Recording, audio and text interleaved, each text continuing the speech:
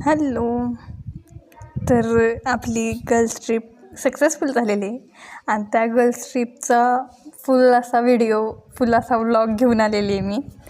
तर आम्ही निघालेलो 5-5:30 वाजता, मस्त असा सनराईज बघत.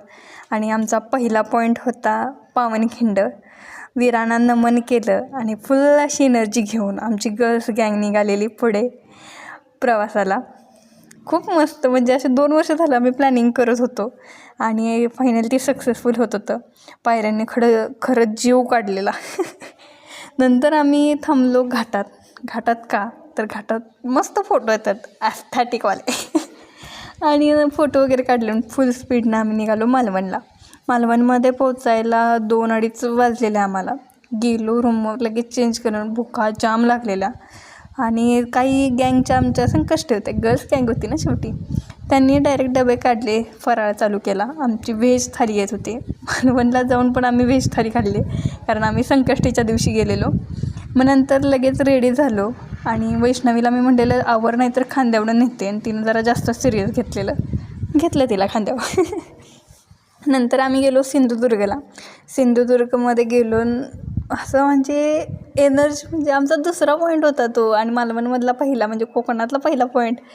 समुद्र, त्यात कुठल्या कौशल्यानं बांधलं असेल ना ते. तिकीट काढलं आम्हाला, पर पर्सन 100 रुपये बसलं तिकीट. आणि निघालो व्हिडिओ वगैरे काढत. नंतर सिंधुदुर्गावर पोचलो. महाराज, म्हणजे काय एनर्जी असेल ना त्या काळच्या माणसांची, काय डोकं असेल. मग तिथेही आम्ही काय फोटो व्हिडिओ काढायचं थांबलेलो नव्हतो. फोटो काढले, व्हिडिओ काढले, कारण मेमरीजमध्ये राहणार काय आहे हो शेवटी, हेच की. आणि हो, आश्चर्य म्हणजे तिथल्या गोडं पाण्याच्या विहिरी, म्हणजे पूर्ण सगळीकडे खारं पाणी असतानासुद्धा त्या किल्ल्यावर गोडं पाण्याच्या विहिरी होत्या. फोटो तर काय विषयच नाही, कारण फोटो पण छान येत होते.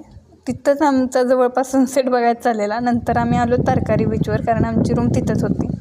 तिथं गेलो, तिथं फोटो काढले, सनसेट बघितला. नंतर आम्ही संध्याकाळी मासे कसे काढतात हे पण बघितलं.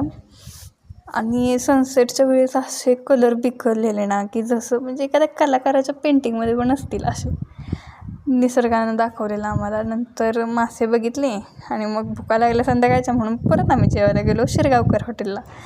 तिथे पण काय पनीर खाल्ले, कारण संकष्टी सोडायची होती. संध्याकाळी नुसता धुमाकूळ घालून